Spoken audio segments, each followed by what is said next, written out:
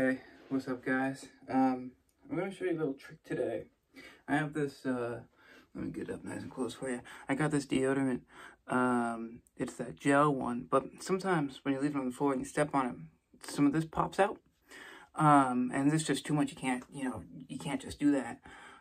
It just won't work. You'll get too much on. So I'm going to show you guys how to sort of deal with this and how to, make it work. So first you take off that old shirt. All right. Step number one, done.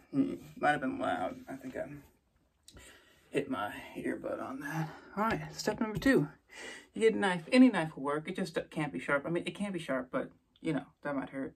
And you just treat it like butter, like that. And you put it on under. Oh, yeah. It's like a whole piece of toast. There we go. Now, this is my dominant hand, so this is going to be the easier one of the two. Got a bit on the ground there. And then going to do non-dominant. And just the same thing. Just butter on up. There we go.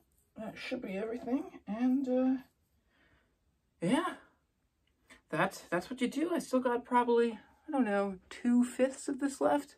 So what I'm going to do is put the cap back on, and then I'll just do the same thing whenever I need deodorant again, which will probably be tomorrow morning.